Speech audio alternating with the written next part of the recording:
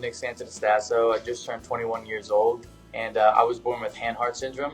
And hand-heart syndrome is a super rare genetic disorder that either leaves babies with undeveloped limbs or undeveloped organs. And at the time of my birth, I was the 12th baby in the world that ever had this syndrome. And out of the 12 babies, 8 of them have passed away. The doctors gave me a 30% chance to live. They didn't know that I was going to have undeveloped organs or undeveloped limbs. I was born, and they did test on my organs. I was healthy. The only thing that was affected was my limbs. Growing up, I didn't really realize I was different until middle school and high school. But my parents always raised me, and they always engraved in my head, Nick, the world's not going to stop just because you're born with this disability. You're going to have to figure out how to do everything in this world Nick's way. So everything that comes at you, you're going to have to figure out how to adapt to it.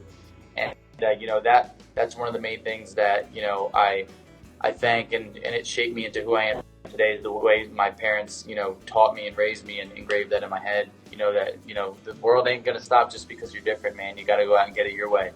And so middle school, high school was the most judgmental times of your life, that. And, I finally realized I was different. I saw the wheelchair. I saw that I was really different physically.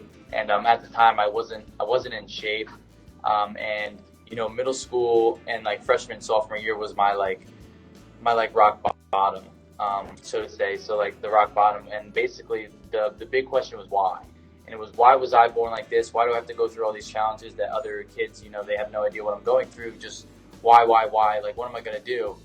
And, I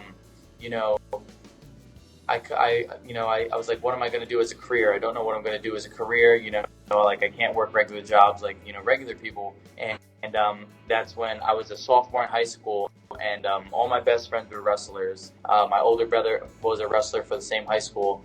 And I wanted to become a wrestler. And at the time, this arm was a little bit longer. It was out to here, and the bone was growing faster than the skin. So it was very tight. The bone was very tight around the skin, and I couldn't really do any physical touch to it at all. And so one day I came home and I said, Mom and Dad, I want to be a wrestler. And they said, what about your arm? And I said, let's amputate it. Let's cut it off. And my parents thought I was crazy. And like I said, it's just one of those things. Everything that I want to do in life, if I want to do it, I'm going to do it 110% or nothing at all. So, we went ahead and we scheduled my arm to get amputated, and they lasered my arm and basically just put a bunch of cushion around it. And I went through, a little bit of just recovery. And junior year, I tried out for my wrestling team, and all my best friends were wrestling. And the one thing I told them was beat me up, This is don't go easy on me. I wouldn't want that. You wouldn't want that. So just beat me up and let me learn everything. So that junior year, I did the wrestling. I got my butt kicked the whole entire year. It was definitely a learning experience. And then senior year, I came out. I worked out. I figured out what I need to do to get better in the areas that I need to get better at. And real quick, just to give a little bit of perspective. The only disability or the limit I saw I had was the fact that my arm hurt, not the fact that I had no legs and one arm, because I was confident in my ability to put the work in and day out to get to where I wanted to be. I knew that my hard work and consistency would make up for my lack of limbs.